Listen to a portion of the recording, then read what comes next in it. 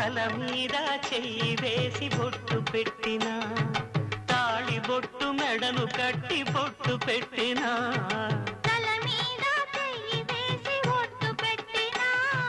తాళి బొట్టు మెడను కట్టి బొట్టు పెట్టినా